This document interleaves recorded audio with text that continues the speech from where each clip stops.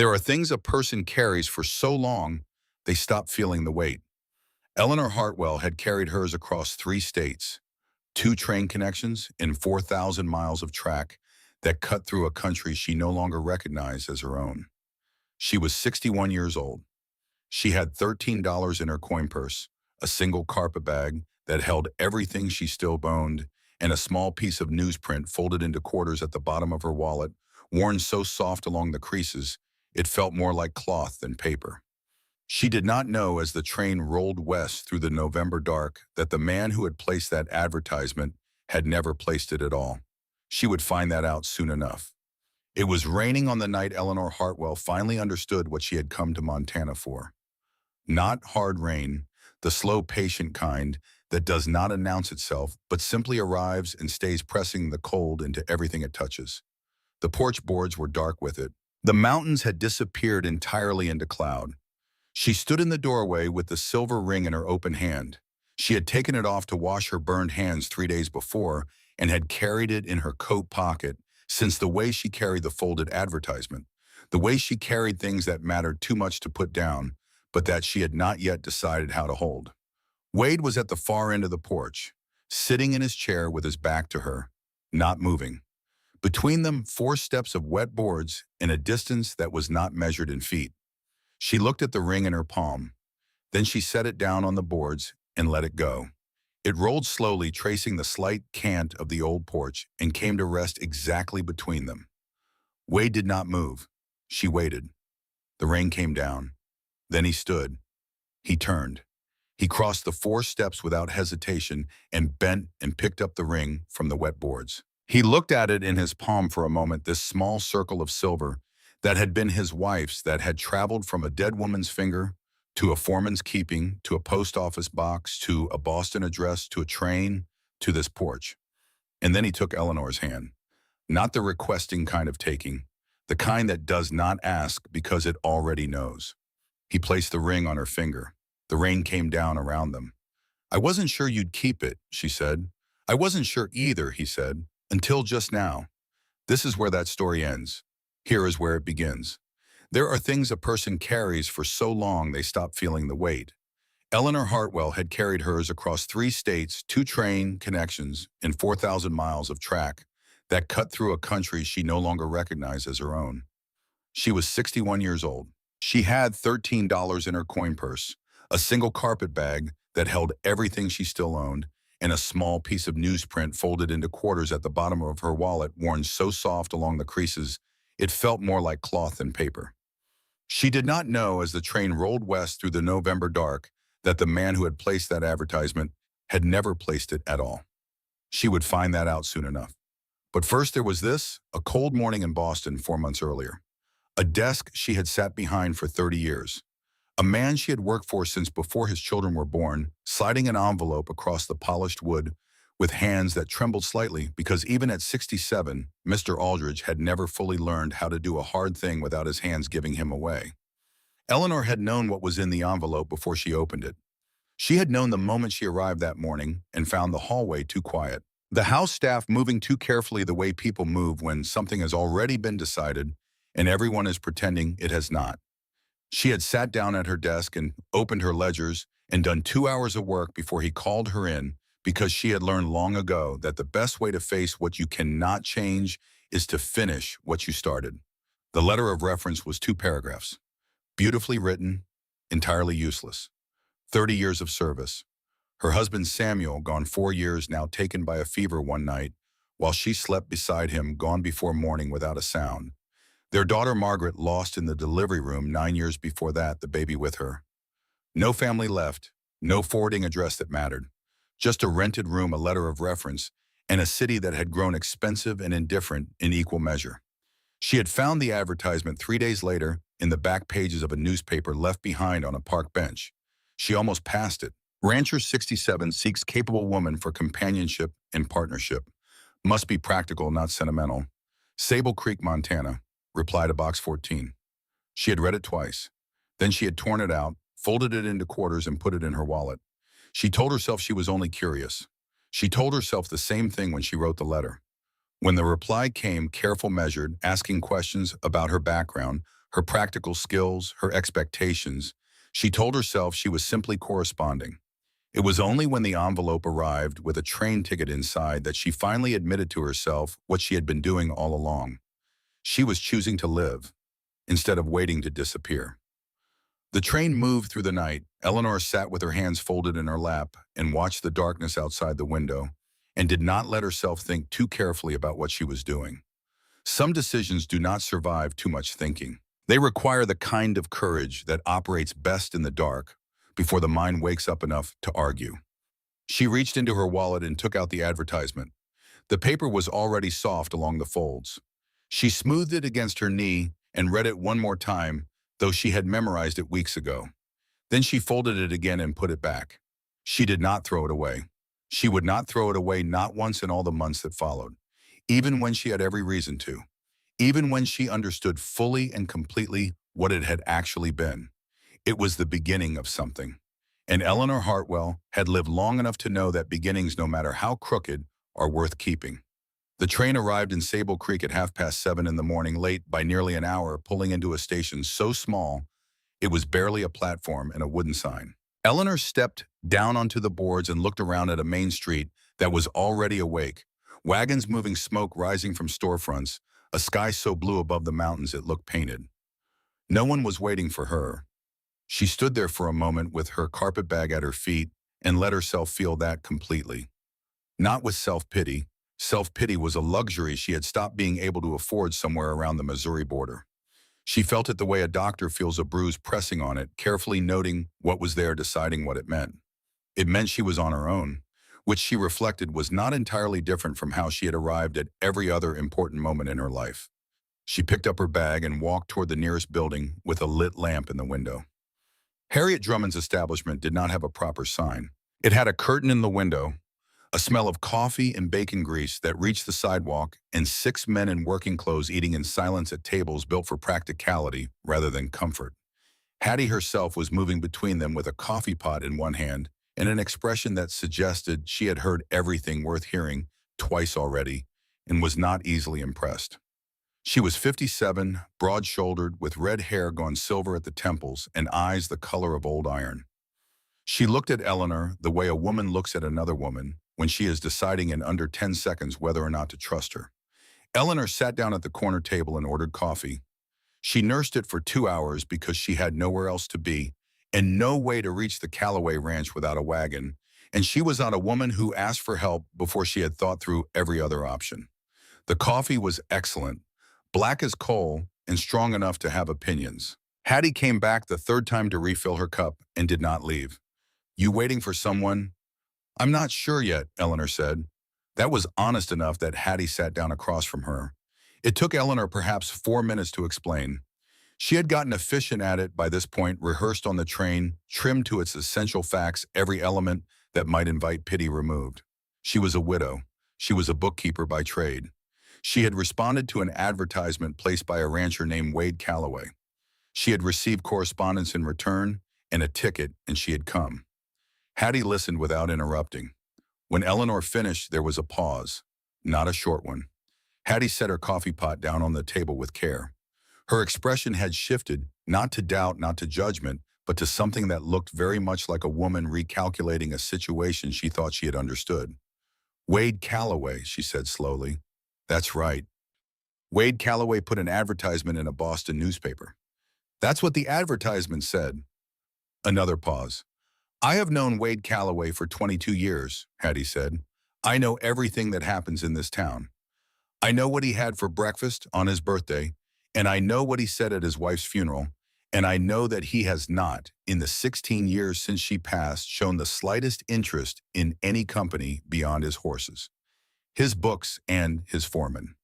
She looked at Eleanor with those iron-colored eyes. "He did not place that advertisement." Eleanor held very still. This was a skill she had developed over 30 years of managing other people's ledgers, the ability to receive unexpected information without letting it show on her face until she had decided what to do with it. She held still now and let the information settle and looked at what it meant. It meant she had come 4,000 miles on the strength of a lie. It meant the $13 in her coin purse were all she had. It meant the next thing she said would matter. Then who did she asked? The door opened. The man who walked in was 53 years old and built like someone who had spent 3 decades lifting things that did not want to be lifted. Square shoulders, thick hands, a face that had been weathered past any pretense of youth into something that was simply solid and permanent, the way granite is permanent. He wore his hat pushed back slightly and moved with the economy of a man who had learned not to waste effort. He saw Eleanor. He stopped moving entirely. Hattie said his name, not as a greeting.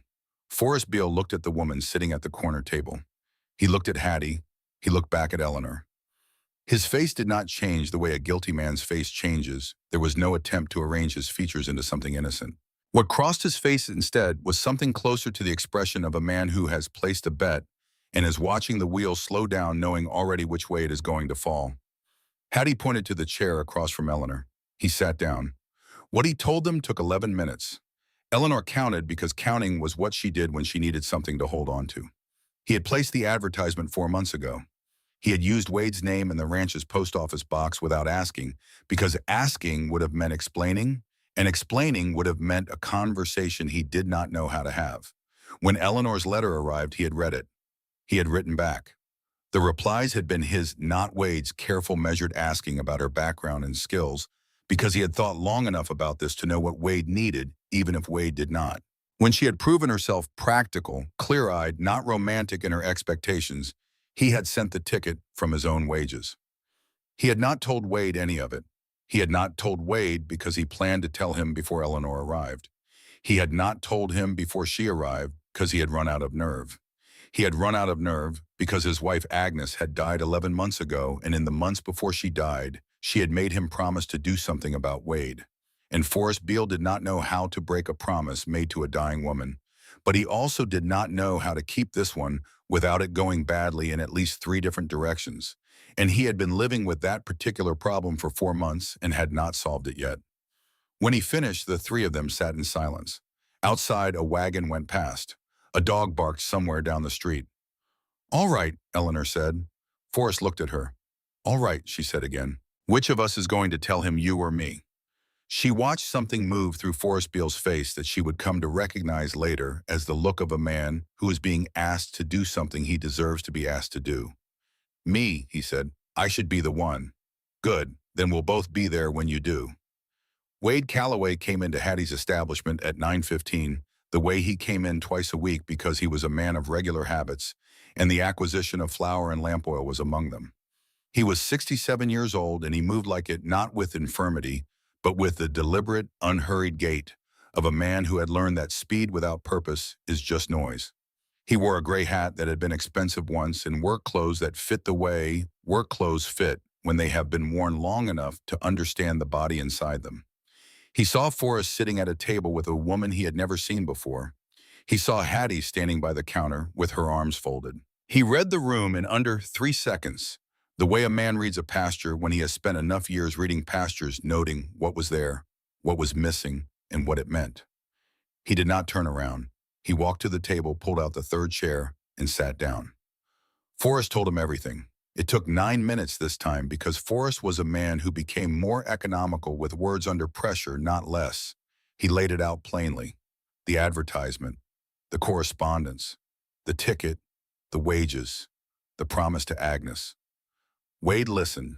He did not interrupt. He did not change his expression.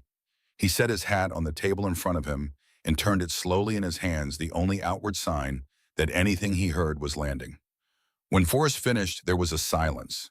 Then Wade turned and looked at Eleanor directly for the first time. His eyes were a shade of gray-blue she would later think of as the color of winter sky on a clear day. Pale and steady and containing no particular warmth, but also no particular coldness. They were simply eyes that had looked at a great many things and were looking at her now with the same attention. "What brought you to answer it?" he said. She told him, the same way she had told Hattie efficiently, without self-pity, without omission. Her husband, her daughter. 30 years of work ended by a bankrupt employer. $13, a piece of newspaper. He listened the way he had listened to Forrest, completely, without interruption. When she finished, he was quiet for a moment. "Then what do you want from this?" "Nothing I can't earn," she said. He looked at her for a long moment. There was something in that look, she felt it, without quite being able to name it, something like recognition. Not of her specifically, of the situation. Of two people sitting across a table from each other with nothing left to lose and the clarity that produces. He turned to Forrest. "You're giving me a year's wages," he said, starting immediately. Forrest nodded. He had expected worse. Wade put his hat back on. He looked at Eleanor. "Would you like to see the ranch?" It was not a romantic question. It was not even really an invitation. It was the question a man asks when he has made a decision and is moving forward with it, and the only variable left is whether the other person is moving with him. Eleanor picked up her carpet bag. "Yes," she said. The wagon ride to the Callaway Ranch took 40 minutes on a road that was more suggestion than fact, two tracks pressed into the earth by enough wheels, over enough years, to constitute a path if you were generous with your definitions. Wade drove. Eleanor sat beside him. Forrest had stayed behind, presumably, to begin calculating how many months of wages he owed. They did not speak for the first 10 minutes. Eleanor was not uncomfortable with silence. She had spent enough of her life in houses where speaking required permission. First her father's house, then her husband's, then Mr. Aldridge's, that she had developed a relationship with quiet that was almost friendly. She sat with her carpet bag on her lap and watched the land open up around them and let herself feel what she was actually feeling. It was not hope, not yet. Hope was something you arrived at after the simpler things, fear, uncertainty, the exhaustion of having held yourself together across too many miles had been accounted for. What she felt was something more like a tension, the sense of having arrived somewhere that was asking to be looked at carefully. Then Wade said without preamble, "State your terms." She had prepared for this. On the train in the long hours between Missouri and Montana, she had thought carefully about what she needed and what she was willing to accept. She had written nothing down. There was something about writing it down that made it feel too much like a business transaction, but she had organized it in her mind with the same precision she brought to ledger columns. Separate rooms, equal say in decisions, 3 months to determine whether the arrangement suited them both. If it did not, she would leave without argument, without claim, without causing difficulty. He listened, nodded at each point. Then he said, "One condition from me." She waited. "You don't suffer in silence and then disappear. You have a problem with something, you say it to my face. I've had enough of people leaving without explanation." The last part came out quieter than the rest. She filed it away. "Agreed," she said. A small silence. Then she opened her wallet and took out the folded advertisement. She looked at it one more time, the words she had read 30 or 40 times by now, that had started all of this, that had been written by a man trying to keep a promise to his dead wife, rather than by the man sitting beside her. She folded it carefully and put it back. She did not know exactly why she kept it. She would think about that later on many evenings and arrive at the same answer each time, because it was the beginning. Because you do not throw away the thing that started everything, even when it turns out the beginning is not what you thought it was. Beginnings are still beginnings. The ranch came into view as the road crested a low rise, and Eleanor's first impression was not of poverty or grandeur, but of age. This was a place that had been worked for a long time by people who meant it. The main house was large, built from timber that had weathered to gray, with a porch that ran the full width of the front and a roof that had been repaired in sections over the years, each section a slightly different shade. 2 barns, a bunkhouse, fences that ran in clean lines as far as she could see, marking pastures mostly empty, now in the late fall. It was, she thought, a place that had once held more life than it currently held. The evidence was in the house itself. Rooms she would discover were larger than one man needed a kitchen, built for a family rather than a widower. Hooks by the back door where small coats had once hung. The silence inside was a specific kind of silence, not the silence of a place that had never had noise, the silence of a place waiting. Forrest was on the porch when they arrived. He had ridden ahead somehow, or perhaps he had simply been there all along. She would learn later that Forrest's relationship with the ranch was such that he was simply always present in the way that the land itself was present. He stood with his arms crossed and watched her step down from the wagon with an expression she recognized as the face of a man who has done something he cannot undo and is now required to live with it. She met his eyes steadily. "If you cause him harm," Forrest said, "I will personally put you on the next train east. If I cause him harm, she said, I'll take myself. Something shifted in his face, not softening, more like recalibration, the adjustment a person makes when what they expected to find is not what they actually found. He stepped aside to let her pass. The first week was in the way that all important things are difficult exactly as hard as it needed to be.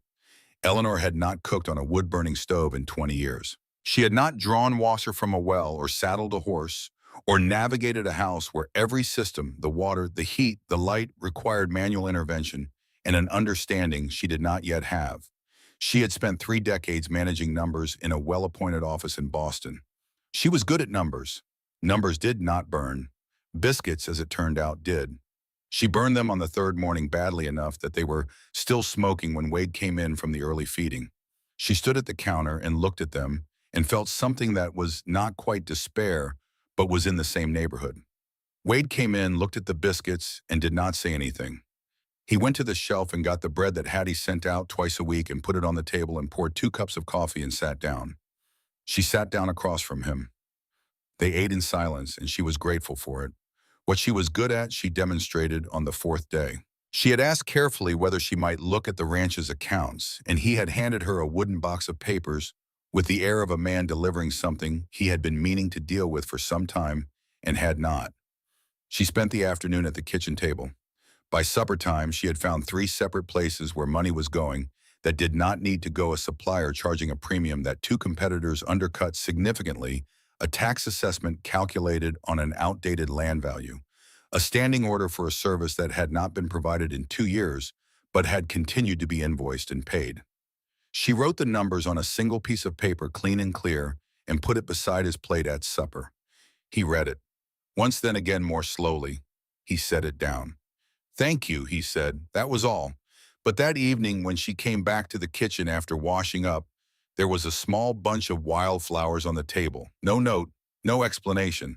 Just a handful of yellow and purple flowers from somewhere out in the fields, set in a glass of water, as if someone had thought about it and decided it was worth doing. She stood there for a moment and looked at them. Then she went to bed. On the 5th day, she spilled a full pot of soup on the kitchen floor. She had been moving it from the stove to the table and misjudged the weight. It was heavier than she expected, and her arms were not yet accustomed to the work her hands were expected to do in this place. The pot went over and the soup went everywhere across the floor, across her apron, across the lower cabinets, and she stood there in the middle of it and felt something give way inside her. Not dramatically. She did not cry or sit down or make any sound at all. But something that had been holding itself tightly for a very long time across the train journey and the cold arrival and the impossible conversation at Hattie's and the awkward first days of learning a life she did not know, that something loosened just enough to make the room feel slightly unsteady. She was still standing there when she heard footsteps. Wade came into the kitchen and stopped at the doorway. He took in the soup on the floor, the soup on her apron, her face. He did not say he was sorry. He did not say it was all right. He did not say anything at all. He went to the hook by the back door and got 2 rags and came back and lowered himself to one knee on the floor and started cleaning. After a moment, she knelt down and started cleaning too. They worked in silence side by side on the kitchen floor, and when the floor was clean, they stood up and he took the soiled rags to the wash bucket and she started a new pot, and that was the end of it. It was not a moment she would have been able to explain to anyone who had not been there. But it was, she understood later, the first time she had felt in this place like she was not alone. He told her about his wife that night. They were on the porch, the late November air cold enough to need a coat, but clear enough to show every star there was, and she had not planned to stay out long, only to breathe fresh air after the closed warmth of the kitchen. But she had found him already there, sitting in the chair, at the far end of the porch with a cup of coffee, long gone cold. She sat down in the chair at the near end. Between them, 8 feet of porch rail and a view of the mountain dunes. He spoke first. Her name was Grace. They had been married for 39 years. She had come west with him when they were both young enough to be foolish about it, and she had worked this land as hard as he had, and harder some seasons, and every evening, without exception, she had sat on this porch and said this was the only time of day when the world was not asking anything of anyone. She said that, Eleanor asked. Every evening. She looked at the mountains for a moment. She was right, she said. He turned and looked at her. Not a quick look, a real one, the kind that takes its time. Then he stood and went inside and came back a moment later carrying something small. He held it out to her, a ring silver simple, worn smooth along the band with age and wear. Forrest sent this, he said, in the envelope with your ticket. I don't know why he sent it. It was Grace's. Eleanor held out her hand and he set it in her palm. It was lighter than she expected. She looked at it for a long moment, this small circle of silver that had belonged to a woman she would never meet, that had traveled from this ranch to a foreman's keeping, to a post office, to a Boston address, to a train, to her hand. She did not put it on. She closed her fingers around it. Thank you, she said. She did not sleep well that night. She lay in the dark in the room that had been someone else's room. There were marks on the doorframe where a child had measured their height, stopping at some point in the late 1850s, and she held the silver ring and thought about what she was doing here and whether she was capable of doing it. She thought about Grace, who had sat on this porch every evening and been right about the world. She thought about $13 in a folded piece of newspaper and a train ticket from a man keeping a promise to his dead wife. She thought, you have been practical your whole life, Eleanor. You have been capable. You have managed difficult things without complaint for 30 years and asked nothing for yourself. And here you are with nothing to show for it. She thought perhaps it is time to try something less sensible. She put the ring on the nightstand. She went to sleep. The horse went down on the 8th day. Eleanor was in the yard hanging wash when she heard a sound from the direction of the large barn, a high-strained note that was not quite a scream, but carried the same urgency. She had heard that sound once before long ago on a small farm outside Worcester that belonged to her husband's cousin, where she had spent 2 summers in her 30s. She dropped the sheet she was holding and ran. The gray mare was down in the first stall. She had been Grace's horse. Eleanor had figured that out in her first days here from the care with which she was tended, the way both Wade and Forrest spoke of her without speaking her name. She was old now, this horse with a coat the color of ash and eyes that were still clear. She was on her side flanks, heaving legs, moving in the shallow, effortful way of a creature in serious distress. Forrest was there, crouched beside her, his face carrying an expression she had not seen on him before. Not the guarded suspicion he showed her, not the loyalty he showed Wade, but something raw and frightened. How long, Eleanor said. 20 minutes maybe. Found her like this. Colic, he looked at her. Get me warm water, she said. As much as you can. And oil, cooking oil, linseed, anything you have. Who are you two? I spent 2 summers on a working farm in Massachusetts before I ever saw the inside of a Boston office. She moved past him into the stall and crouched beside the mare's head, her hand on the horse's neck, speaking low and even. Get the water, Forrest. Now. He got the water. What followed was 2 hours of work that Eleanor had done once before, 20-odd years ago, and had never forgotten because some things burn themselves into muscle memory and refuse to leave. She worked steadily, speaking to the horse in the same low voice, throughout her hands remembering what her mind could barely articulate. Forrest brought what she asked for and held the lamp when the light was needed and did not question her again. The other hands drifted in and out, uncertain. Wade arrived at some point. She did not look up, could not afford the distraction, and she heard him ask Forrest quietly whether the horse was going to make it, and she heard Forrest say he did not know, and she heard the silence after that, which meant Wade had sat down to wait. The mare's breathing eased slowly, the shallow, panicked movement stilled. At the end of the 2nd hour, she raised her head. At the end of the 2nd hour and 15 minutes with Forrest on one side and Eleanor on the other, she stood. The barn was quiet. Eleanor sat back on her heels. Her dress was ruined. Her arms ached from the wrist to the shoulder. She realized, distantly, shaking slightly, not from cold or fear, but from the exhaustion that follows sustained concentration. She was aware of Forrest standing above her. She looked up. He was looking at her with an expression she had not yet seen on his face. Not warmth exactly, more like the look of a man who has been wrong about something and is deciding whether to say so. Where did you learn that? He said. My husband's cousin had a farm, 2 summers. You learn quickly when there is no money for a veterinarian. A pause. That was good work, he said. It was the most she was going to get from him, and she knew it. Thank you, she said. What is her name? He was quiet for a moment. Grace, he said. Of course it was. That evening, Eleanor came out to the porch and found Wade already there. The sky was doing what Montana skies did in November, turning colors that had no equivalent anywhere else. deep orange fading to purple, fading to the first black of night. She sat down, said nothing. He said nothing. After a while, he said, "My wife used to sit here every evening. I know, you told me. She would have liked what you did today." Eleanor looked at the mountains. "She named that horse," he said, "after herself, said it was the only creature on the ranch with the right temperament to carry the name." Eleanor laughed. It surprised her, the sound of it, unexpected and genuine, rising up from somewhere that had not made that sound in a long time. He looked at her. "I'm sorry," she said. No," he said. "Don't be." And something in his face and the gray-blue eyes in the last light of the day was different than it had been. Less contained, more present. He reached into his coat pocket, held something out to her. The silver ring. "I had it back from the nightstand," he said. "Cleaned it." She looked at it in his palm. "Why?" she asked. He was quiet for a moment. The sky behind the mountains had gone fully dark, and the stars were coming out, more of them than any eastern sky ever held. "Because I think she would have wanted you to have it," he said, "and because Forrest sent it for a reason, even if neither of us is entirely sure what the reason was yet." She took the ring. She turned it in her fingers. The silver had been buffed clean. She could see where he had worked at it, the small places where tarnish had been removed. She held it in her closed fist. "Good night, Mr. Calloway," she said. "Good night, Mrs. Hartwell." She went inside. She walked to her room, the room with the height marks on the doorframe, the room that smelled of cedar and old wood, and the absence that belongs to a place that has been waiting for someone to return to it. She set the ring on the nightstand. She looked at it for a long time. Then she picked it up and put it on.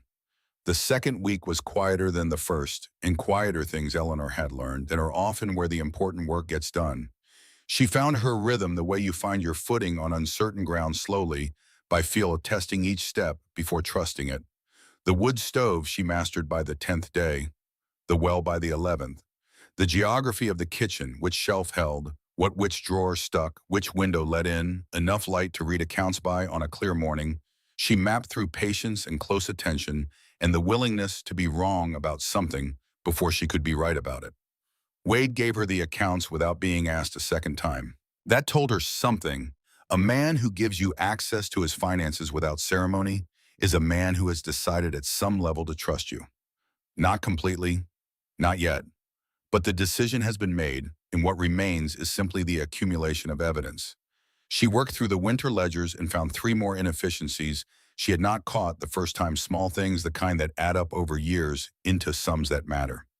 She wrote them on a separate page from the first and slid it under his coffee cup one morning before he was up. He never said anything about it directly, but the invoices she had flagged stopped appearing the following month. He taught her to ride on the 12th day.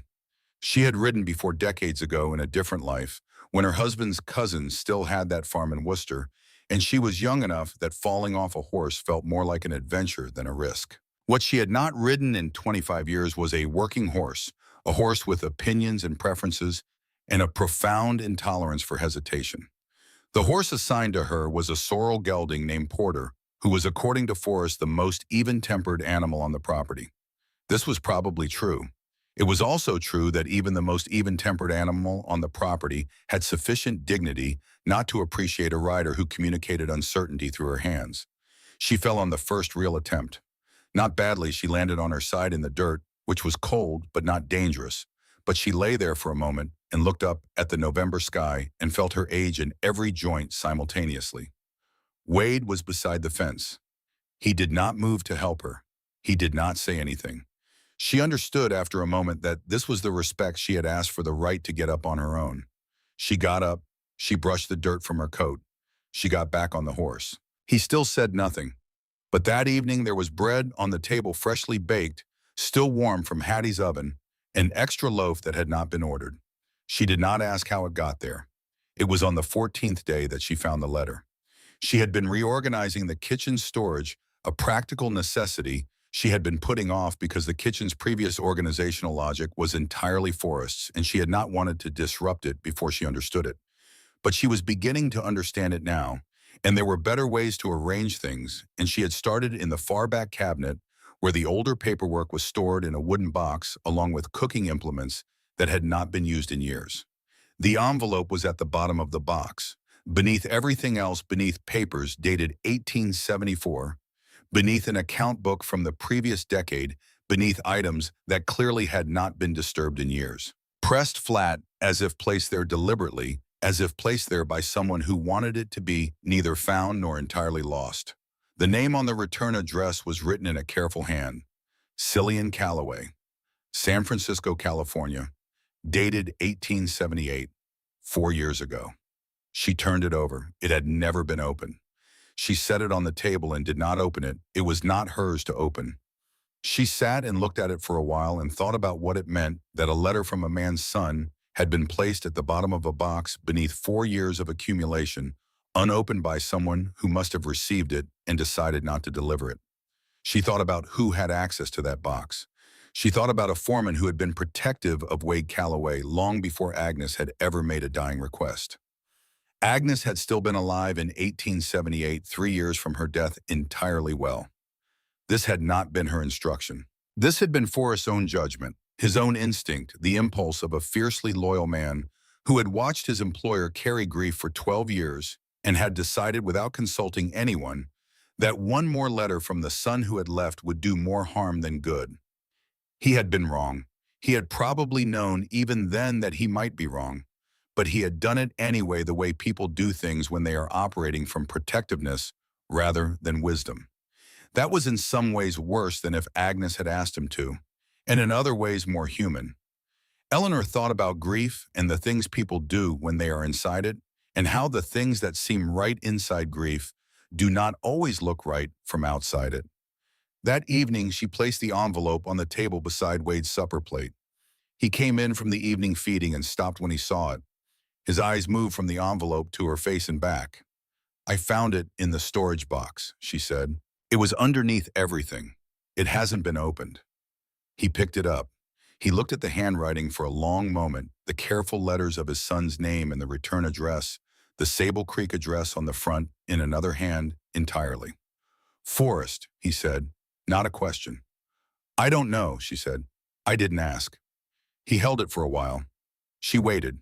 He carried it to the mantelpiece and set it there upright, leaning against the wall beside the photograph of Grace that stood in the center. Then he came back to the table and sat down and ate supper. He did not speak about it again that night, but she noticed in the days that followed that he looked at the mantelpiece differently than he had before. Not often, not obviously, just sometimes in the peripheral way a person looks at something they are still deciding what to do with. She left it alone. Some things require their own time. The telegram came on a Tuesday morning, 17 days after Eleanor had arrived in Sable Creek. Wade was out in the far pasture, and Forrest brought it to her in the kitchen without comment, which meant he had read it, which meant he considered it her business to handle. She unfolded it and read it twice. Cillian Calloway, San Francisco, arriving Sable Creek within 2 weeks.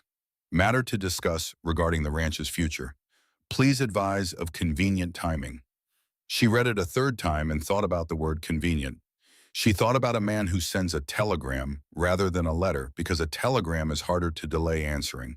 She thought about the word future and what a lawyer in San Francisco might mean by it when addressing a father he had not visited in 20 years. She thought about what they were and what they were not, she and Wade, and what that meant in legal terms, and what that would mean in the presence of a son with sufficient standing to hire sufficient lawyers. She folded the telegram carefully and put it in her apron pocket and went to find Wade. She gave it to him without preamble. He read it standing in the field with the November wind coming down off the mountains and moving through the dry grass around them. She watched his face and saw what he was working to keep out of it. "He has lawyers," Wade said. His voice was level. "He has money and lawyers and connections in the city. If he decides to make a case that I'm not of sound mind, that I'm being," he stopped. "Taken advantage of," she said. "Yes."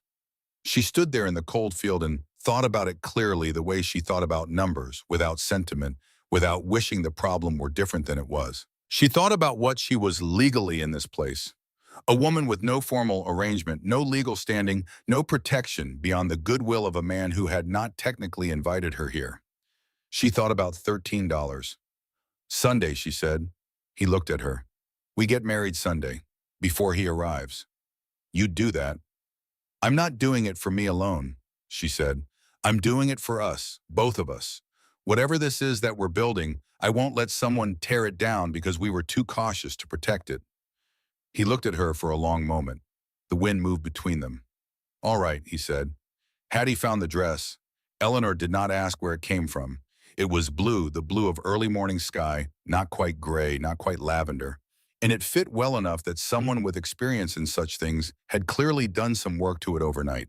When Eleanor put it on in Hattie's back room on Sunday morning, Hattie looked at her with the expression of a woman who has helped with many difficult things and considers this one of the easier ones. "You look like a woman who knows what she's doing," Hattie said. "I'm not sure I do," Eleanor said. "That's how you know it's the right thing." The ceremony was short and practical, performed by a reverend who seemed grateful for brevity. The church was small and cold and full of people Eleanor did not know who had come because news travels in small towns the way water travels in dry land along every available channel simultaneously.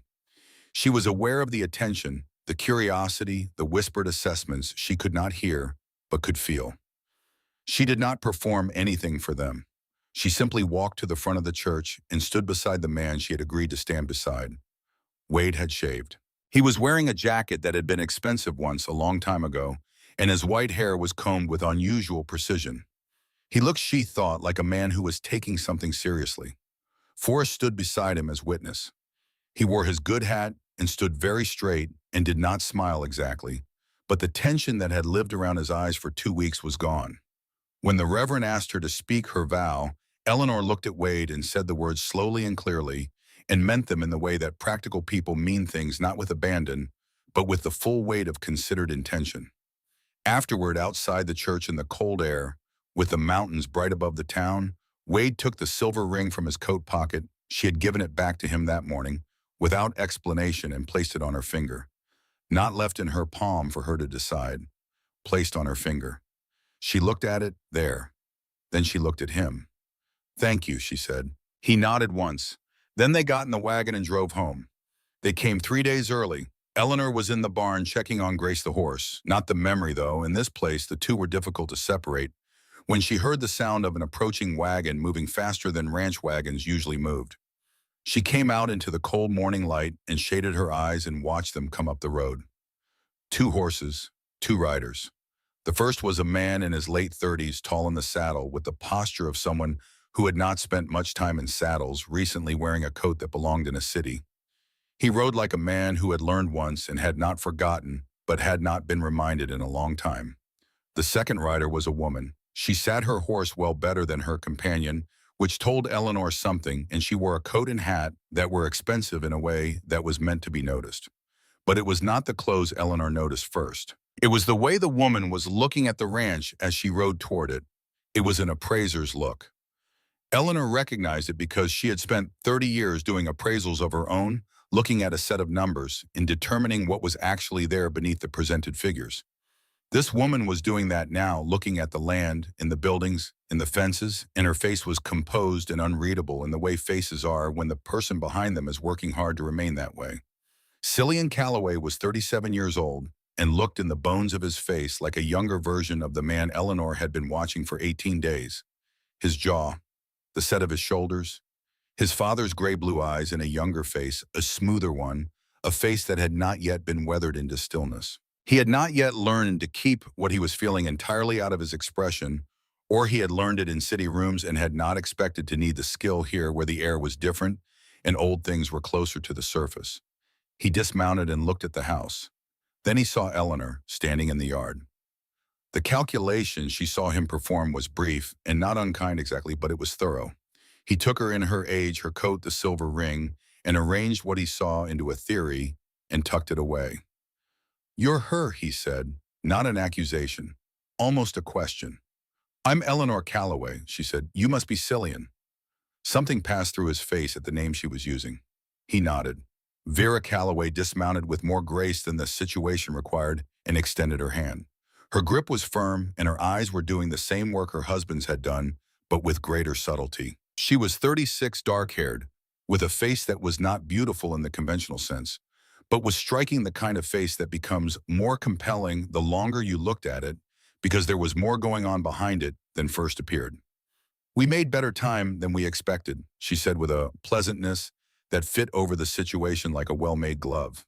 I hope the early arrival isn't an inconvenience. Not at all, Eleanor said. Come inside, I'll put coffee on. The next 2 hours were the kind of hours that contained more information than any 2 hours should reasonably be expected to hold.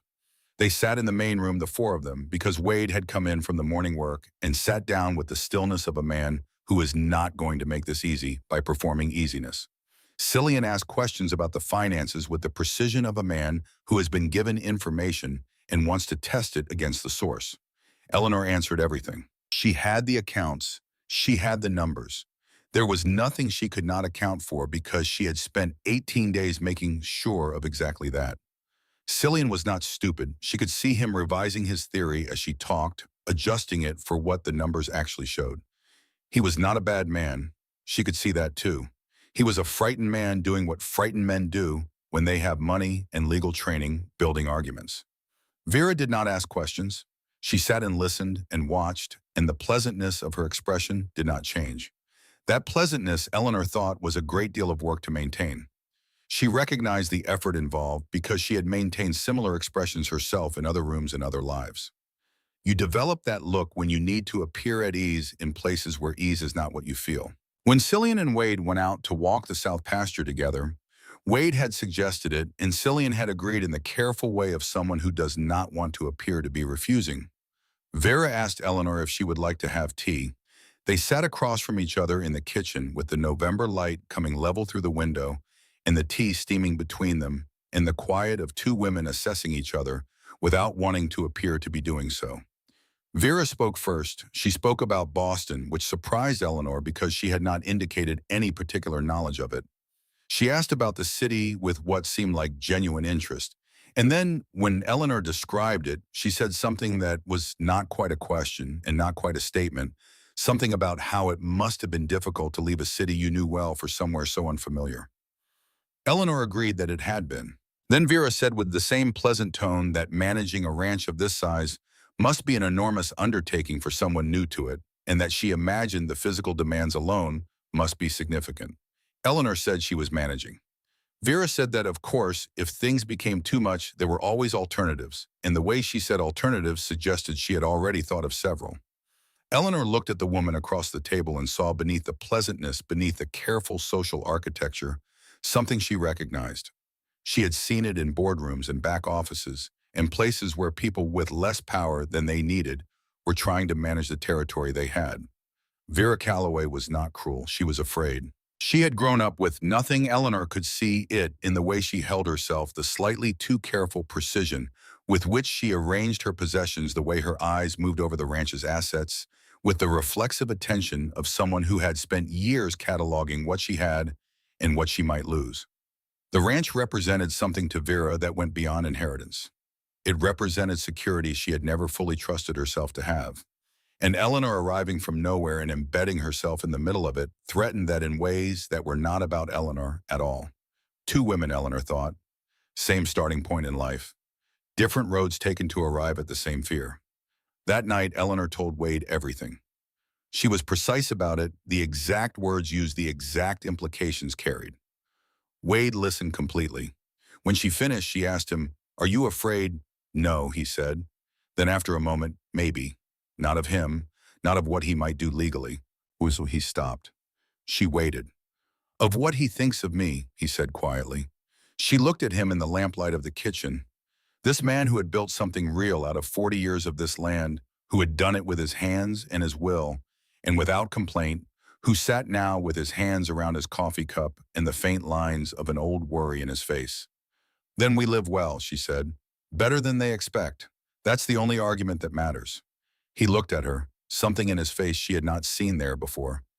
"You're not afraid of much," he said. "I'm afraid of plenty," she said. "I'm just efficient about it." He almost smiled. On the fourth day of Cillian and Vera's visit, Eleanor went to check on Grace in the early afternoon and found that someone had gotten there first. Cillian was standing in the first stall with his back to the door, one hand resting on the mare's gray neck, not doing anything in particular. Just standing. The horse was accepting the contact with the ancient patience of old animals who have made peace with the world. Eleanor did not announce herself. She came in quietly and went to the second stall to check the water and let him have a moment more of whatever this was. When she heard him breathe differently, the small shift that means someone has become aware of another person in the room, she said, "She's doing well. Another week and you wouldn't know she'd been down." He turned. He looked different in here than he looked in the house, less arranged, less like someone presenting a position. "She looks like my mother's horse," he said. Eleanor came around and stood at the stall door and looked at the mare. "What was your mother's horse's name?" "Belle." A pause. "She's named Grace. I know. I saw it on the stall." He was quiet for a moment. "Father named her after my mother. He told me." Cillian looked at her. "He talks about her," he asked. And there was something in how he asked it, careful, almost tentative, the way you ask about a sore place before you press on it. "Every evening," Eleanor said, "the way you talk about someone who is still part of your thinking." He absorbed that. His hand moved slowly along the mare's neck. "She's been gone 16 years, he said. He stopped. "Yes," Eleanor said. The barn was quiet around them. Outside, the wind had picked up, moving through the spaces in the old boards. "I wasn't here when she died," Cillian said. It was not quite a confession, more like a fact he had been holding for a long time that had found its way out in the warmth of the barn and the company of a horse that looked like something he remembered. Eleanor did not say she was sorry. She did not say anything. "I was already gone," he said. "I left in 62. She died in 66. I came back for the funeral and stayed 3 days, and then I left again." He said it plainly without attempting to soften it. "I've been trying to figure out what kind of person does that for 16 years. "A person who is in pain," Eleanor said. "That's the kind of person who does that." He looked at her. "That's a generous interpretation." "It's an accurate one," she said. "Generous interpretations are usually more accurate than the alternative. People in pain do things that look like choices but aren't entirely." He was silent for a while. The mare shifted her weight. "Why did you come here?" he asked. The question was direct but not hostile, genuinely curious. "Because I had nothing else," she said, "and because your father offered something real when everything else had collapsed." "That's honest. I've found it's the only strategy that holds up over time." He was quiet again, looking at the horse.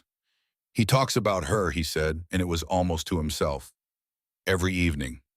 "Every evening," Eleanor said. She left him there with the gray mare and the November light coming through the boards and whatever he was working through. Some things had to be worked through alone. Her role in this particular room, she understood, was simply to have been present and honest and then to leave. She had gotten quite good at that in 61 years. Wade did not sleep well on the night before the meeting. Eleanor knew because she did not sleep well either, and she lay in the dark of the bedroom, listening to the old house settle around her, and heard him move through it down the hall, down the stairs out to the porch. She waited for a reasonable interval and then got up and put on her coat and went out. He was in his usual chair. The night was cold and clear, the stars enormous above the dark shape of the mountains. He had no coffee. He was simply sitting in the way that people sit when they are not looking at anything outside themselves. She sat down, said nothing. After a while, he began to speak. He spoke the way people speak when they have waited a very long time to say something, and the waiting has compressed it down into its essential form. No preamble, no softening, just the thing itself. 22 years ago, he said, a man named Harrison Dole who owned the ranch to the east. A dispute about a fence line that had been ongoing for 3 years, getting progressively less civil.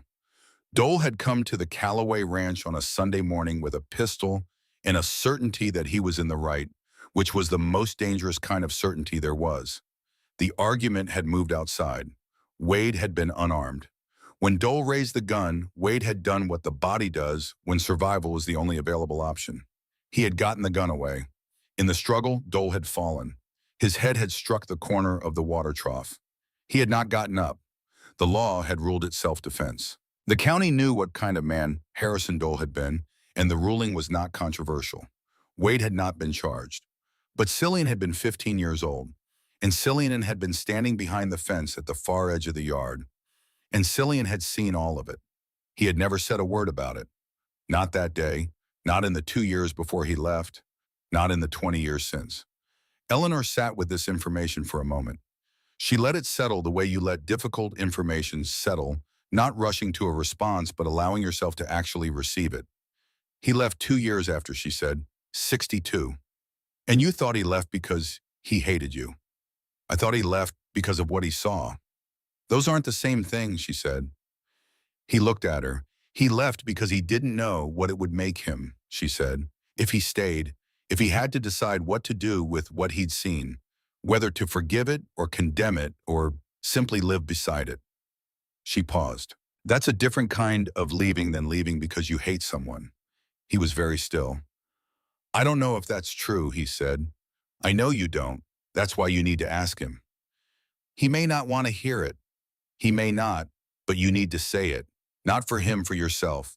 You have been carrying this for 22 years, and it shows, Wade.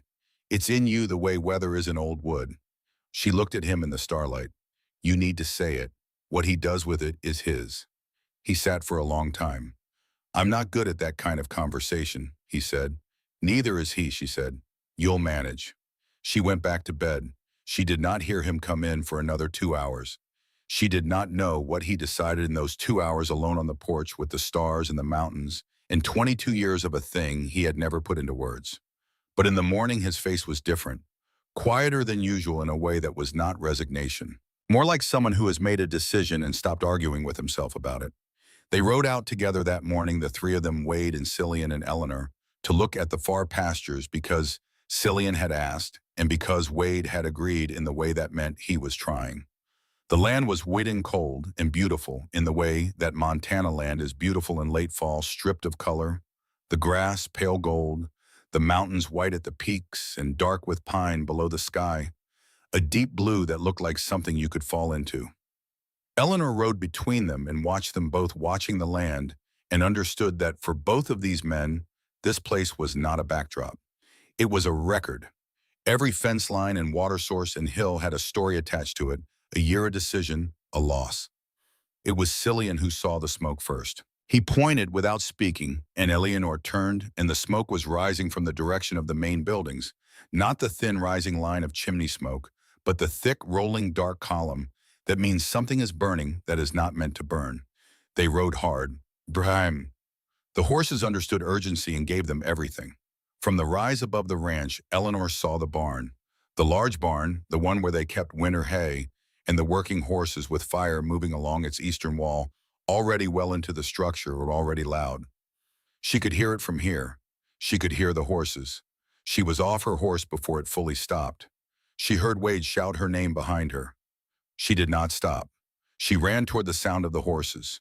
The smoke inside the barn was dense and low, and the heat was worse than she had anticipated. She pulled her coat up over her nose and went toward the stalls by memory and by sound, the frantic percussion of hooves against wood, the high, terrible voices of horses who could smell fire. She found the first stall by touch and got the latch open and backed the gelding out by his mane, talking the whole time in the low, even voice that meant nothing in particular, but communicated something animals needed to hear. She got 3 horses out that way, moving through smoke and heat, each trip worse than the last, the voice going on and on, steady and even, meaning everything. The 4th trip she went for Grace. The mare was down in her stall, not injured, terrified. Eleanor crouched low where the air was better and got her hands on the rope and talked and pulled and got her moving inch by inch back toward the door, out through the wall of smoke, into the cold air of the yard. She came out into the light and the cold and could not stand up straight for a moment. She bent with her hands on her nanny and coughed until her ribs ached. The silver ring on her finger caught the light from the fire behind her. Forrest was there. He took the mare's rope from her and led the horse away from the heat. He did not say anything. His face said enough. She straightened up. Her coat was ruined. Her hands were burned in places from the latches and the ropes. Her lungs felt scoured. Across the yard near the side of the barn, she could see Cillian. He had his hand on Vera's arm, not holding her gently, but with the grip of a man who needs someone not to move. Vera was watching the fire. Her face in the orange light was perfectly composed. Eleanor watched her watching it. She felt something cold move through her that was not from the November air. She had appraised a great many things over the years. She had looked at numbers and statements and arrangements and determined what was actually there beneath the presented surface. She was looking at something now, and determining what was there and what it meant. Cillian turned Vera away from the fire. His face was a thing she had not seen on him before.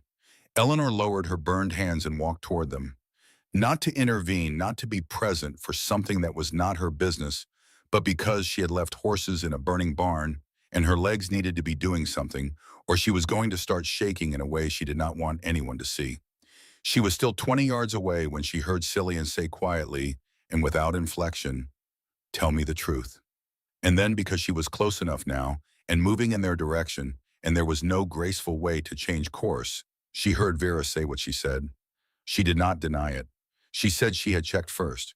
She said there had been no one in the barn. She said she had planned it carefully and accounted for what could be accounted for. And it had been the only remaining option because other options had been exhausted. She said it the way people say things they believe without apology, without evasion, with the flat conviction of someone who has reasoned their way to a conclusion and committed to it. She said she had done it for them. She said the word them the way a person says a word when they mean it completely, when they have organized their entire understanding of themselves around it. And then Cillian said the gray mare was in that barn. Vera was quiet. "The horse my father named after my mother," he said. "She was in that barn." Another silence. Shorter this time, more final. Eleanor did not wait to hear the rest of it. She turned and walked back to where Grace was standing at the far edge of the yard, still tied to the post where Forrest had secured her, and she put both hands on the old mare's neck and stood there in the cold until her legs stopped wanting to shake. She did not need to hear anything more. The fire took most of the eastern barn wall and all of the winter hay stored in the left loft before Forrest and the hands got it under control. It took 2 hours to be certain it was out. 2 hours of men moving through smoke with buckets and determination and the focused silence that descends on people doing necessary work in the presence of something that could still go wrong. Wade directed from the center of it, his voice steady and even, the same voice Eleanor had heard him use in the barn when an animal needed calming, not loud, not urgent, simply present and certain, which was what the moment required. Eleanor sat on the fence rail at the edge of the yard and breathed. Her lungs had stopped burning by the time the last of the fire was down to coals and smoke, but the cold air still felt like something her body had to negotiate with rather than simply accept. Her coat was scorched along one side. Her hands had blistered on two fingers where she had grabbed a hot latch in the dark. She was aware of these things, the way you are aware of things happening to your body when your mind is occupied with something else entirely. Her mind was occupied with Vera Calloway's face in the firelight. That perfect composure, that stillness that was not the stillness of shock, but of something premeditated. She had seen it and she had understood it, and now she was sitting with what it meant and what it required. She did not have to wait long. Cillian came across the yard with the walk of a man who has decided something and is moving toward it before he can change his mind. He went to where Vera was standing near the side of the house, a little apart from everything, and he said something to her in a voice low enough that Eleanor could not hear the words. But she could see Vera's face, and she could see the moment when Vera understood that the conversation she had been preparing for was a different conversation than the one she was about to have. She had not, Eleanor thought, expected him to hear, had believed she would be able to shape the story in the hours after to present it as she needed it presented. That miscalculation was now written plainly across her face, not guilt exactly, but the expression of someone who has built a structure very carefully and is watching it come down in the wrong order. Eleanor got down from the fence. She walked toward them because her legs needed to be doing something. She was still 20 yards away when she heard Cillian say quietly, "Tell me the truth." What Vera said Eleanor heard in fragments. That she had checked, that the barn had been empty when she checked it, that she had planned it carefully and accounted for what she could account for, that there had been no other way, that she had done it for them for the life they were supposed to have away from this place and its history and its weight. And then Cillian said, "The gray mare was in that barn." Vera was quiet. "The horse my father named after my mother. She was in that barn, Vera." Another silence, the kind that does not end so much as collapse. Vera did not have an answer for the horse. She had planned for the barn, for the hay, for the financial pressure it would create, for all the calculable consequences. She had not known about the horse's name. She had not known what it carried. She had not known because she had never asked, never learned the particular weight of the stories held by this place that she had spent 8 years trying to inherit rather than understand. Eleanor did not wait to hear the rest of it. She turned and walked back to where Grace was standing at the far edge of the yard, still tied to the post where Forrest had secured her, and she put both hands on the old mare's neck and stood there in the cold until her legs stopped wanting to shake. Vera Calloway left the following morning. She was composed about it in the way she had been composed about everything, efficient, controlled her bags in the hallway before anyone else was downstairs. Eleanor came down to find her standing at the front door with her coat on and her hat straight, and for a moment the two of them were alone in the early gray light of the front room. Vera looked at her. Eleanor looked back. There was a long moment in which Eleanor expected something, a word, an accusation, something arranged to wound on the way out. But what crossed Vera's face instead was something she had not expected and would think about for a long time afterward. Not remorse, exactly, not defeat. More like the expression of someone who has done something they cannot undo and has arrived finally and without ceremony at the understanding that they cannot undo it. She picked up her bags. At the door she stopped. Without turning around, she said, "I thought it would fix something." Her voice was even, factual. "I understand now that I was wrong about what was broken." Then she went out. Eleanor stood in the empty room and listened to the wagon take her down the road and did not move until the sound was gone. Vera had not been wrong about everything, Eleanor thought. She had been wrong about the barn, wrong about the method, wrong about what destruction could accomplish. But the fear underneath it, the bone-deep fear of returning to nothing, of watching security dissolve, of being again the girl whose father died in a coal mine when she was 14 and left her with nothing but younger brothers to raise, that fear was not invented. It was not manufactured.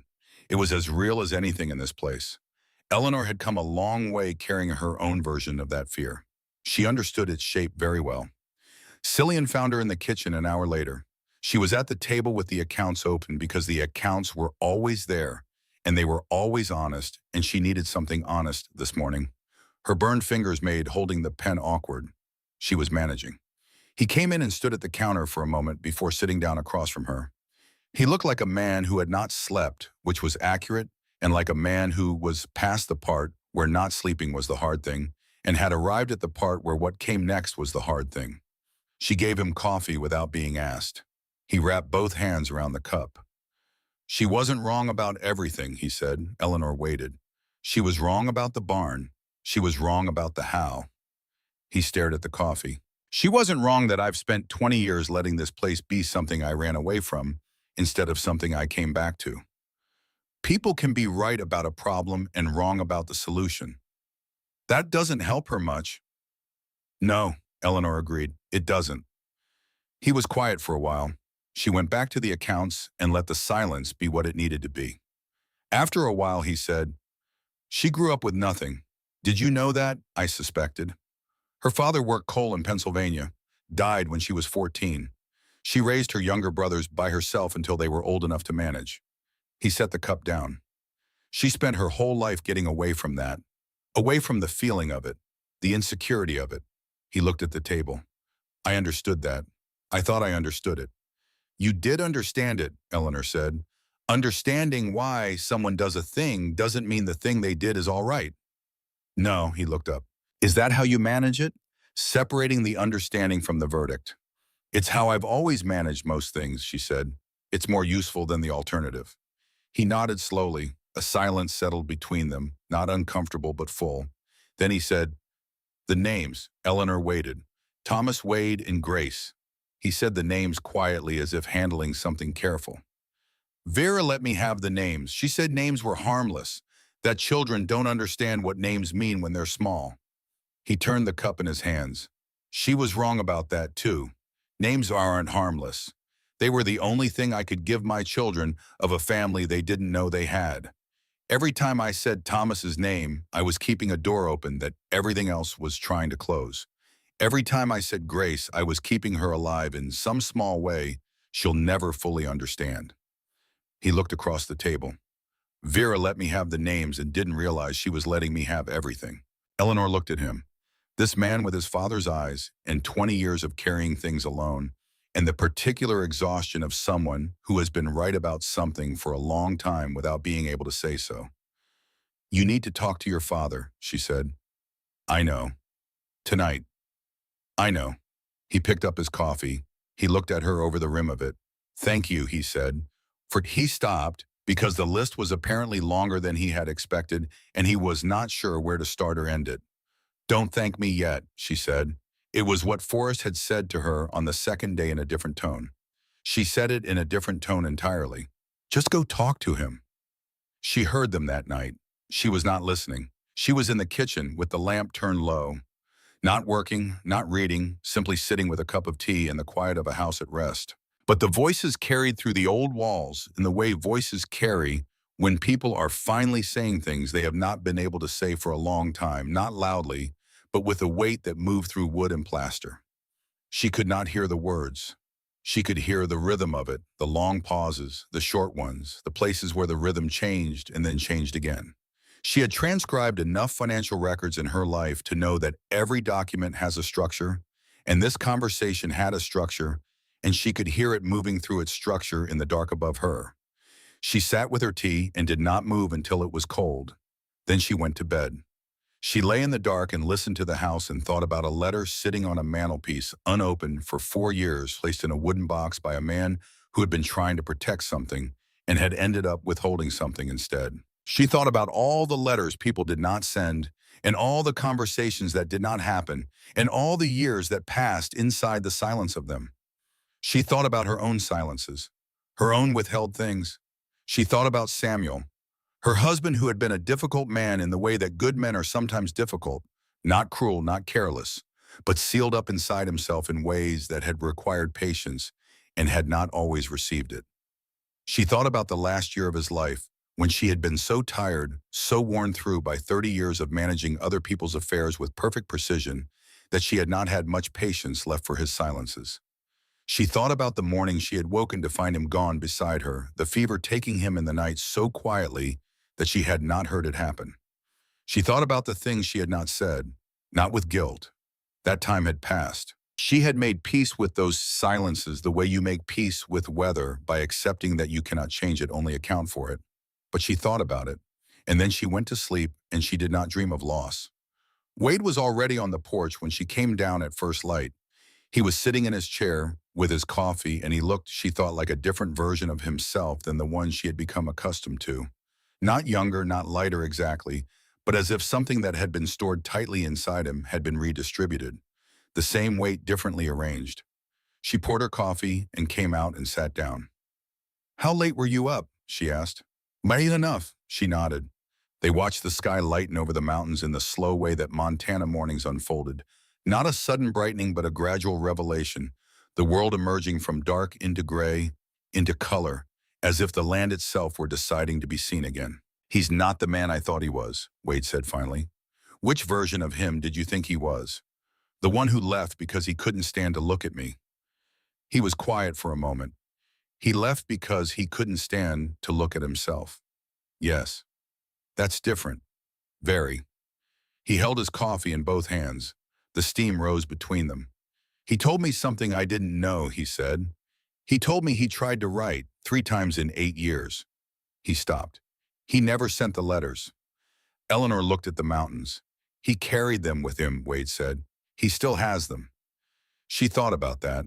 A man carrying unsent letters through 8 years of a life that had not been what he intended, keeping them the way she had kept a folded advertisement in a wallet, not because it was useful to keep them, but because some things you do not throw away. They are the record of something you meant, even if you could not act on it. "He's going to stay," Wade said, "for a while. He says he wants to learn the ranch. He wants the children to know it." Eleanor turned to look at him. "Children," she said. Wade's face did something she had not seen it do before. The control he maintained over his expression, the practiced stillness of a man who had learned not to show too much too often, broke open for just a moment. "A boy and a girl," he said. "Thomas Wade. He named him Thomas Wade." He stopped. His throat moved. "And a girl named Grace." The morning air was cold and very quiet around them. "He didn't tell me," Wade said. "For 8 years he didn't tell me. He said she wouldn't allow it, and he didn't fight hard enough."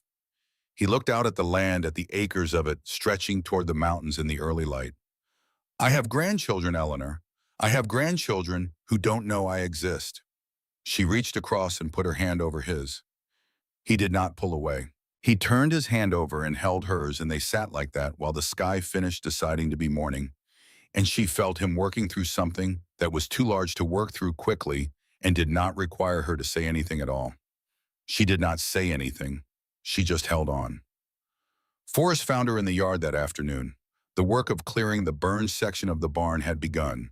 The good timber salvaged the ruined material taken away, the ground cleared and measured for what would be rebuilt.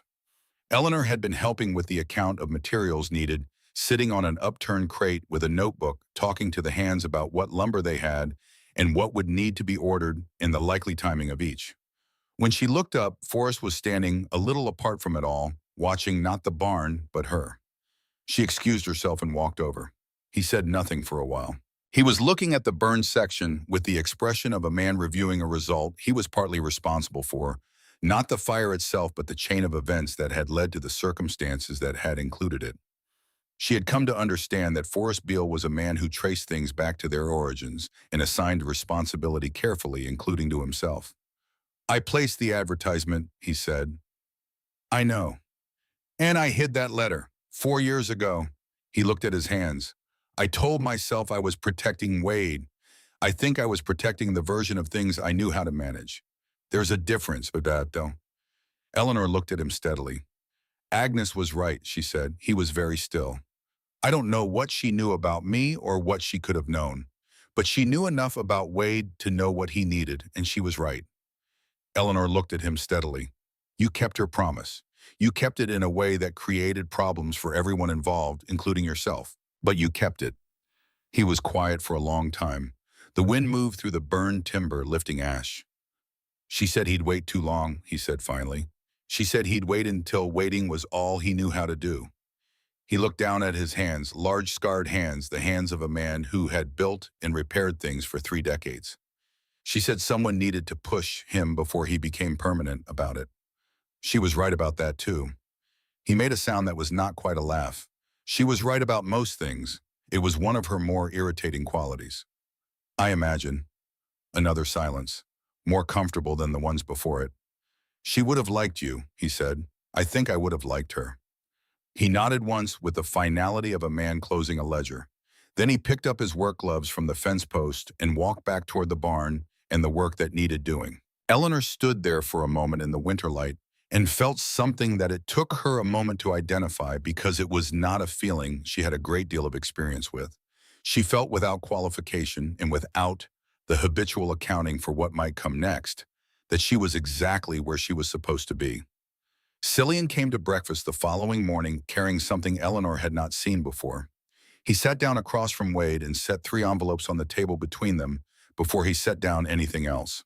The paper was worn at the edges, the ink faded in the way ink fades when something has been handled many times without being opened. They were tied together with a piece of kitchen string that had clearly been replaced more than once over the years.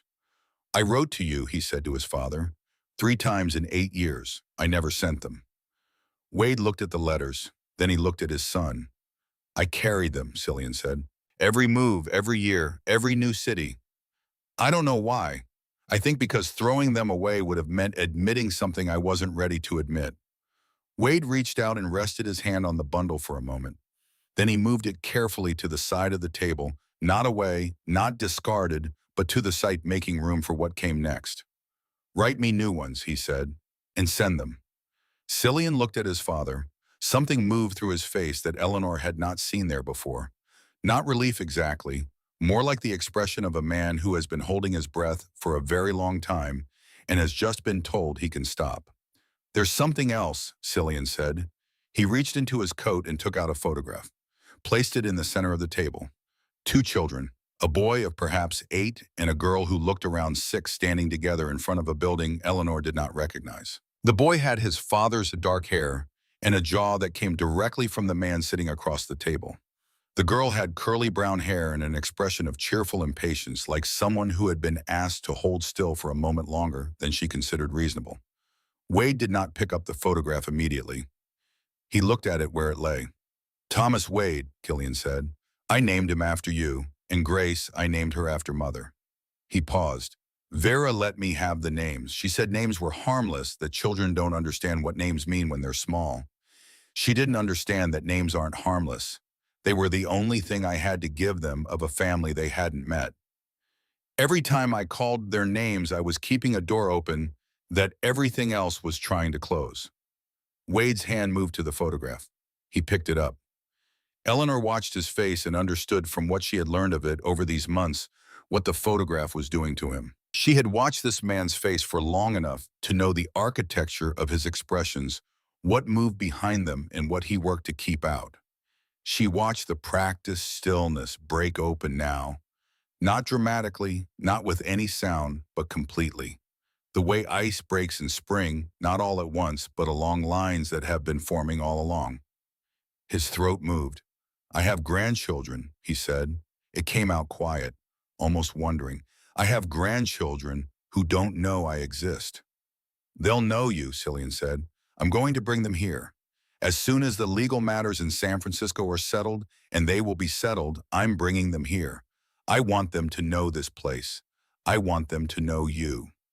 He looked at his father across the table, across 20 years of distance that had been compressed overnight into something that could be crossed. If you'll have us. Wade set the photograph down and pushed it gently across the table toward Eleanor. She looked at the two faces, Thomas with his grandfather's jaw already forming in his young face, Grace with her impatient, light-catching eyes. She felt Wade's hand cover hers. When can they come? Wade said. The legal matters took 3 weeks. In the meantime, there was the barn to rebuild. Cillian stayed and worked, not in the supervisory capacity of a man inspecting his future inheritance, but alongside Forrest, and the hands in work clothes with dirt on his face by mid-morning. He was not skilled at it, his hands were not accustomed to this kind of labor, and it showed, but he was willing, and willingness, Eleanor had learned over 61 years, covers a great deal of ground. She watched from the kitchen window sometimes in the early mornings, when the men were already at it, and the coffee was ready, and she was supposed to be writing up the materials order. She watched the way Forrest corrected Cillian's technique without ceremony, and the way Cillian accepted the correction without ceremony, and she thought about the years those two had been in the same family and had never quite managed to be in the same room comfortably, and how strange and good it was to watch that change. Wade watched too. He did not say much about it, but she noticed in the evenings on the porch that he looked different than he had when she arrived. Not younger in the way of a man who has avoided age, but younger in the way of a man who has put down something heavy enough that even his face shows the relief of it. On the last Wednesday of November, the lawyer came from town. His name was Mr. Garrett, and he was a dry, precise man who wore spectacles and handled documents with the care of someone who understood their weight. He sat at the kitchen table with his papers arranged in front of him and explained what he had drawn up in language that was clear and plain, and left no room for the kind of ambiguity that lawyers in San Francisco might later find useful. The ranch would pass to Cillian Calloway as was proper, and as had always been intended. Eleanor Hartwell Calloway would retain the right of residence and full management of the ranch's financial accounts for as long as she lived, regardless of any subsequent change in the ranch's ownership or operation. This was not a courtesy. It was a legal protection, the kind that required documentation and signatures and witnesses and the same language in every clause. When Mr. Garrett finished explaining, he looked over his spectacles at Wade, who nodded. Then he looked at Eleanor, who nodded. Then he put the papers on the table and uncapped his pen. They signed in the order Mr. Garrett specified. Forrest and Hattie, who had driven out from town at Wade's request, signed as witnesses. Hattie signed with the practiced hand of a woman who had witnessed many things in 22 years of running the only decent establishment in Sable Creek, and considered this one among the better of them. When it was done, Mr. Garrett gathered his copies and put them in his bag and declined coffee because he needed to be back before dark. After he left, the kitchen was quiet for a moment.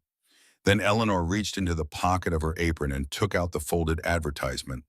She had been carrying it there for the past 3 days, which she could not entirely explain, only that it had seemed right to have it close for this particular day. She unfolded it and set it on the table.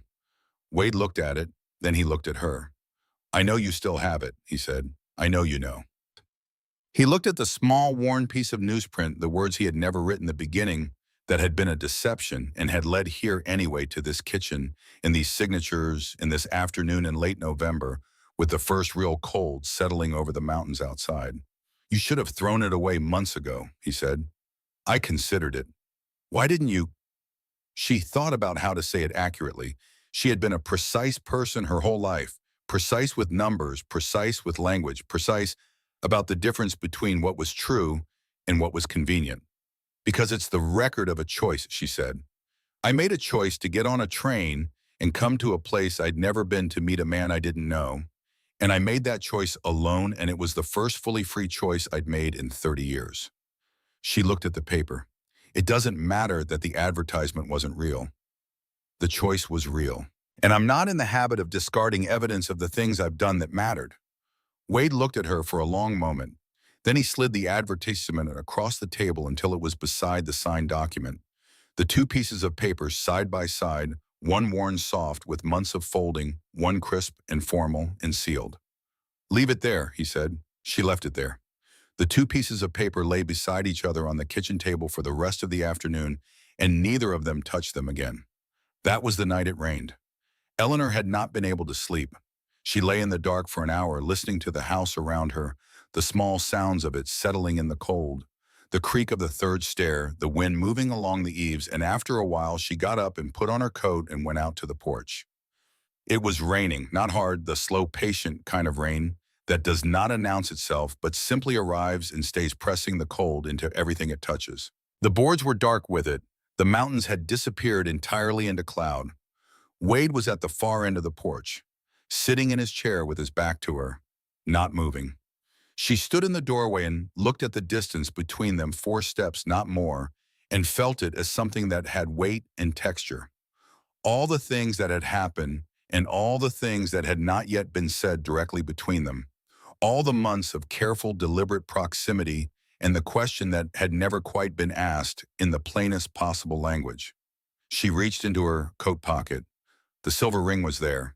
She had taken it off 3 days ago to wash her burned hands and had carried it in her pocket since the way she carried the advertisement, the way she carried things that mattered too much to put down, but that she had not yet decided how to hold. She opened her hand and looked at the ring in her palm. Then she set it down on the boards and let it go. It rolled slowly across the wet wood, tracing the slight cant of the old porch, and came to rest exactly between them. Wade did not move. She waited. The rain came down around the ranch, soft and steady, pressing the world into a smaller, warmer thing. Then he stood. He turned. He crossed the 4 steps without a hesitation and bent and picked up the ring from the wet boards. He looked at it in his palm for a moment, this small circle of silver that had been Grace's, that had traveled such a long way through such unlikely hands to arrive here, and then he took Eleanor's hand. Not the requesting kind of taking, the kind that does not ask because it already knows. He placed the ring on her finger. The rain came down. I wasn't sure you'd keep it, she said. I wasn't sure either, he said, until just now. They stood there on the wet porch in the rain, and neither of them moved for a long time, and neither of them felt the need to. Thomas and Grace Calloway arrived on a Saturday in late December. Cillian had gone to meet them in town. They had come by train with a woman from San Francisco who had cared for them for the past year, a practical woman named Mrs. Aldis, who had been arranged by the same firm of lawyers, now unraveling the rest of Cillian's former life. Eleanor did not go to town for the arrival. She stayed at the ranch and cooked because there would be children in this house before dark, and children required food, and the cooking was something she could do without thinking while she thought about other things. She had been thinking about other things all week. She had been thinking about a little girl named Grace who had never met her grandmother and was carrying that name into a future her grandmother could not have imagined. She had been thinking about a boy named Thomas Wade who had a grandfather he did not know was waiting for him. She had been thinking about what it meant to be family when the architecture of it had been damaged as thoroughly as this one had been, and whether the damage was the kind that could be rebuilt like the barn or the kind that simply had to be lived alongside. She had decided it was probably both and that this was not a problem, but simply the truth of it. Wade was on the porch when the wagon came up the road. He had been there for 20 minutes, which was how she knew the wagon was coming. She had heard him stop moving around inside and go out, and the quality of the stillness that followed told her he was waiting for something he was not sure how to receive. She came to the door and watched from there. The wagon stopped. Cillian climbed down.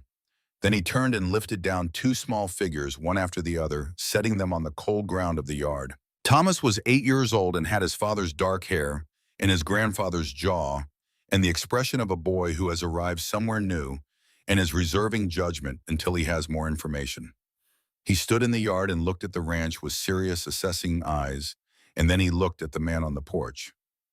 "You're my grandfather," he said. Not a question, a determination. "That's right," Wade said from the steps. Thomas considered this. "You're old."